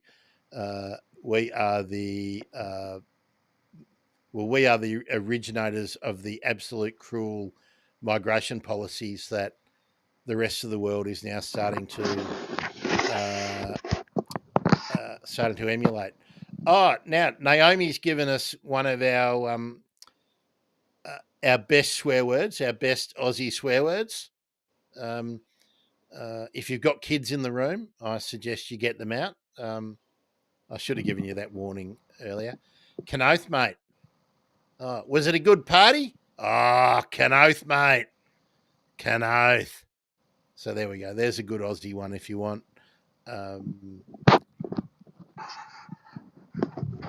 Lyle, what should, assuming you'd like to come into the Bird Emergency Swear Fest another time,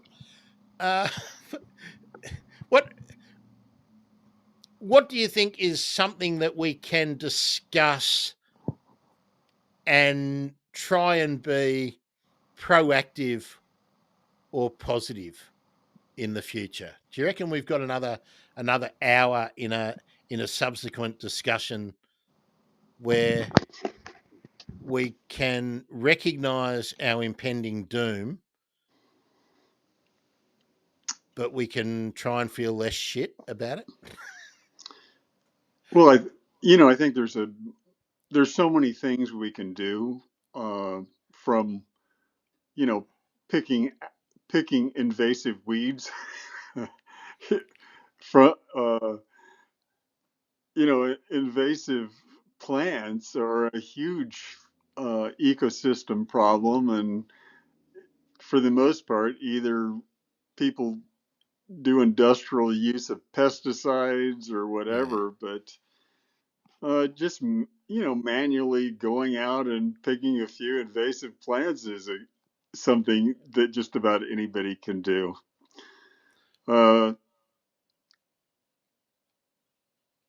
And How I about think we workshop every this? place has its own unique aspect to it, where there's some little thing that you could potentially do as a result of the ecosystem that you're dealing with. If you don't know that much about ecosystems, it's a little more difficult, and you should talk to somebody that is. But there's places where even native plants increase where they shouldn't, and they do as a result of human activities. There's a potential to actually reduce the number of those so that the more rare plants can come in. And a lot of that just feeds into biodiversity. I mean, photosynthesis is kind of like our base energy source for the planet, and has been for millions and millions of years. And only in the last several hundred years has fossil fuels entered the scene. But recognizing that photosynthesis is so critical to ecosystems, and understanding how those ecosystems configured themselves gives you the insights necessary to help birds, mammals, invertebrates, all of these other critters that we hold dear. And Even the newts that no, it was a fish, wasn't it? That caused the California wildfires. Wasn't that the take? The wildfires in California wouldn't have been so bad except Newsom was saving a fish. Wasn't a yeah, newt, was it? That the the delta newt is, smelt. that's right. The Delta smelt. The newt's a UK example. I'm sure that Reese can probably tell me which newt it is that the Conservatives are always talking about in the UK. Oh, we can't do something because of a newt. And that's, I mean, I've heard that my entire career. Yeah, Endangered species were always the scapegoat for whatever happened. I mean, in the 80s and 90s, the northern spotted owl was the scapegoat for the timber industry, um, you know, uh, kind of going down, at least being reduced. But nobody talked about the increasing technology. When I was a kid, my uncles worked in a sawmill on what they call the green chain, and they hand sorted lumber every day. And, they employed hundreds of people. And in the technological advances allowed them to lay all of those people off because now machines could sort that lumber without people. And so, but it wasn't technology that caused the problem, it was the northern spotted owl. Yeah. Yeah. And it's just a convenient scapegoat for politicians, and it always will be. And the same is true. I mean, I've heard the same thing. Every problem of any industry is associated with an endangered species. Yeah. Yeah. And once those endangered species are gone, then the scapegoats will be, like for fish, the farmers were blaming the fish. At some point in time, when the fish is gone, then the cities will blame the farmers Yeah. will blame the cities, and it'll be people versus people. But until all of the biodiversity is gone, they'll continually get the blame. That's just the way humans operate. First, they came for the Delta smelt. Then they came for the trans activists. Then they came for the undocumented migrants. And then they came for me. I think that's Yep. how it goes, isn't it? Yeah. I'll tell you what I would like to do. Naomi will have heard so many of the things that you mentioned about what we can do. These are the staples of what we've talked about on the bird emergency, and particularly in the habitat gardening shows every Saturday morning, 9:30 a.m. Saturday Australian Eastern Daylight Time on the bird emergency. We talk about all those things, but Lyle, I wonder whether our next collaboration, and we might bring a few people in on a panel. How about we try and pick out 100 things that people can do to feel less shit. that that's the I mean, because I think we need it, but we need to share things that people can take on board. I think rather than because everyone wants to go. Isn't it great? Beyonce won a Grammy. Everyone wants to feel like what was the one this week? Someone. I can't remember. I just get lost in celebrity drivel, but I keep seeing celebrity stuff where people are going, "This is great, and I'm going, "Yeah, but could you do something about the swift parrot while we're out there?" Um, uh, yeah. So would you be interested in that, Lyle? Putting you on the spot there, but maybe we could get Environmental Coffee House and maybe some others in, and we could go through a list of 100 things. I'll Yeah, I get mean, I 100. think you could throw it out to the people that have been Yeah, listening, and yeah. everybody's got ideas. That's it. I was thinking we could do a Google Doc or something, and and just build it. It doesn't have to be 100. It could be 500, as far as I'm concerned. But I mean, you could just probably pick out a couple of dozen just that you could do in your kitchen. oh, absolutely, absolutely. And just in the choices you make at the supermarket, and Right. just a whole lot of things. So yeah, we would like to do that. I just want to say something about the forest industry, because I've got firsthand experience similar to the yours there, Lyle. I invested money in a new technology sawmill in, can't remember if it was the early 2000s or the mid 90s, and we could not get we couldn't get suitable saw logs, even though we were right in the area where all the log trucks went past, because they got more money to send high quality furniture grade logs, construction grade logs, to the paper mill to be chipped and then sent to Japan to be turned into paper to print books and newspapers and make toilet paper.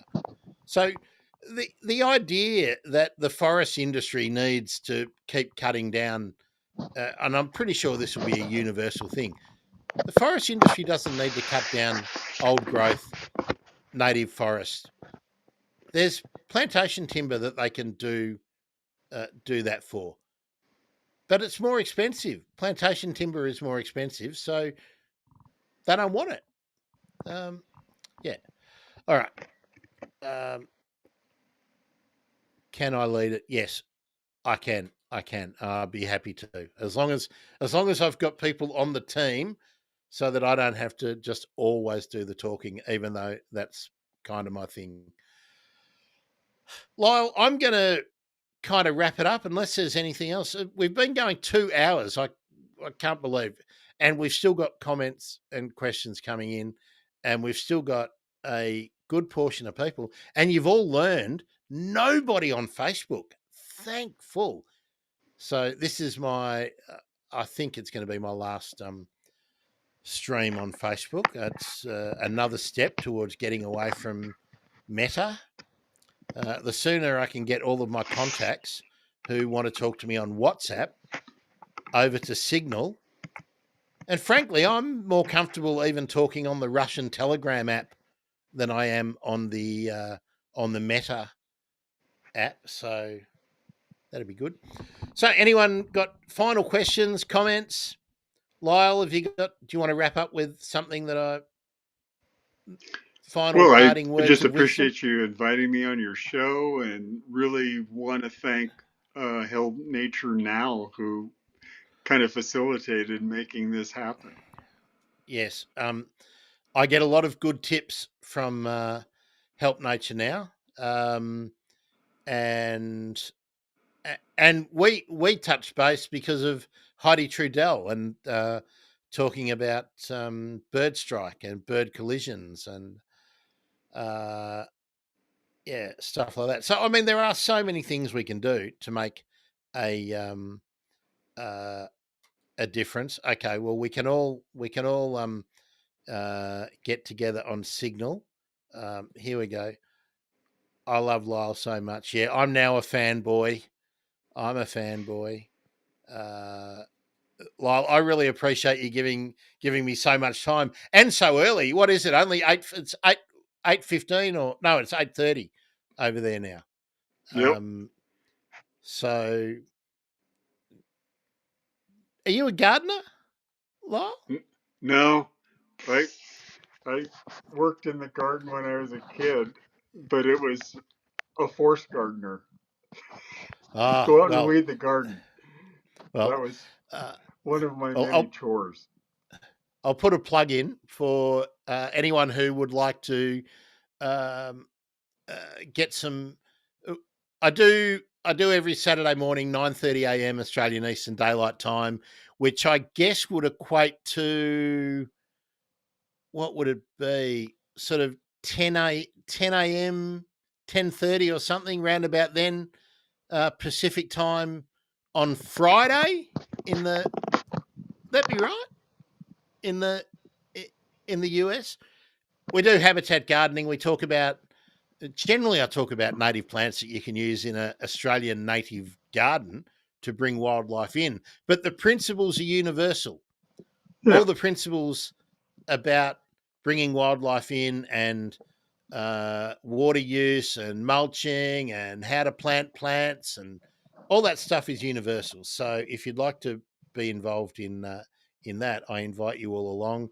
And of course, if you subscribe and hit the like button, hit the ring the bell. Isn't that what they all say? Ring the bell for your notifications so you don't miss out. I have a really interesting discussion happening on it's Tuesday afternoon my time, so that makes it Monday afternoon-ish in the US and Canada, about the night parrot, the ghost bird of the Australian deserts, a real mystery bird for Australians. Speaking with Neil Hamilton, who is going to talk about a bird that they trapped, did misnetting, doing all the recording, weighing, ringing, etc. But some of the mishaps and some of the controversies that crop up when you are doing a program and you are monitoring really rare birds, and also a lot of conversation about the input with the traditional owners for that part of the country in Western Australia. So they're the next things coming up on the bird emergency. And final plug for me, if you want to get more politics stuff, because we've got an election, we're about to hit election season in Australia, and the Not Just Another podcast is going to be an interview-based show with a bit of news review, but with a focus on politics around the world. I'm going to try and exclude America because there's more than enough American politics in our media. So I'm going to focus on Asia Pacific, Australia, New Zealand, UK, Indian subcontinent, Commonwealth nations in Africa where they speak English. It's a lot easier to do interviews. And of course, my neighbours in the Southeast Asian region. Thank you. Help Nature Now. Yes, do go back to listen to the conversation I had with Jared from Illinois, I believe. It is Illinois, isn't it? About prothonotary warblers. With Jared Hitchings. That was a lot of fun. We talked a lot about the culture. I think Jared learnt far more than he ever thought he needed to know about Australia, and I learnt everything I needed to know about prothonotary warblers. Also, got a great episode that is underappreciated on is it the brown-headed cowbird or is it the grey-headed cowbird? I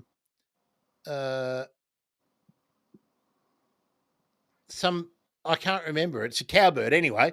It's basically like a cuckoo. Nest parasite, parasitism. Do find that back in the archives. Like I said, there's about 200 bird emergency episodes, and we're pretty consistent about the stuff we talk to, but I've talked to some amazing experts, and now I can add Lyle Lewis to the list. I watch a Canadian talk show every morning, The True North, Eager Beaver. I'm sick of American politics. Okay, I will look them up. I'm going to be trying to interview a lot of my politics heroes on the other channel. Lyle, thank you so much. Have a fantastic Saturday. Everybody, sounds like you've all got Lyle's book, but if you're watching this on replay later on, where is it? Did I do it right? Here we go. Yes, over there, racetoextinct.com, where you can buy Lyle's book. And no, I've done it the wrong way this time. I know. Anyway, down there, follow us both on Blue Sky. I'm getting off the health site very soon, so do follow us on Blue Sky. Yes, brown-headed cowbird. Yes, thank you. Okay, I need to repost. I do need to repost. I think what I might do is start to replay some of my favorite old episodes. I'll do a live stream. I'll just play the old episode, and I'll be here to have a chat. Everyone have a great weekend. I agree. Lyle, thanks again. Thank you, Grant. Thanks to everyone who has participated. That's what makes it fun. And boy, didn't we need to have some fun talking about our inevitable race to extinction. And yes, Help Nature Now. Yes, it was Hannah Scarf. Fantastic guest, and I got to follow up on their lab. They're doing some fantastic work out there. Looks like Lyle's pulled the pin. Unfortunately, the Climate Crisis Club still does its every Saturday on Spaces, which is on X, and I'm glad they're over there. I'll tell you too. Well, another ad. I'm building out the Discord for the bird emergency so that we don't need Spaces anymore. So that would be great. So yeah, I don't know if Lyle's actually gone or not, but he has disappeared. Thanks, everyone. That's where I'm going to pull the pin. Been a great way to spend the early morning. 3:30 a.m. here in Melbourne. Time for it's Sunday. I can't listen to the Majority Report. Oh no. Lyle's back. Hang on. I've got to pull him away from there. I want to remove that layer. What do we got? Hang on. This one, I want to get him out. Hey, Lyle, we're getting feedback on your you've got audio coming through your phone and your computer. So because you're not in that, or maybe it's just for me. I don't know. Anyway, okay, Lyle's kind of back. There we are. Lyle, I think we'll just wrap it up there because I'm just getting horrible horrible echo. I hope everyone else isn't getting that. Folks, thanks everyone. Lyle, I'll say my goodbyes to you. We'll catch up with everyone on Blue Sky, I hope. We're getting a comment. I'm sure someone's going to tell us that we've got horrible feedback. Sorry the about climate the technical crisis difficulties. That's okay, mate. That's okay. Got the climate crisis spaces up and running. Talking Brazil, etc. Alex, I won't be popping into spaces, but I will follow up with you and get some more info about the Climate Crisis Club spaces. Apart from the fact that it's on X, I really love that whole idea. I tried to get a climactic thing going with some activists here in Australia, but no one could commit to regular times or showing up regularly. And I guess that's the problem with trying to collaborate with people who have got other jobs and government jobs. I'm lucky. All I do is do stuff like this. I have some clients and stuff like that that I do work for, but basically all I do is try and do awareness stuff. So I don't have to care what anyone really thinks or says when it comes to money. That's why I don't have any. So there we are. It's very freeing not having to worry about that. Folks, thank you. Thanks, Lyle. Let's pull the pin there. I'm Grant. I'm a bird nerd, also a plant nerd, and I'm a sweary bastard. See you next time on the Bird Emergency.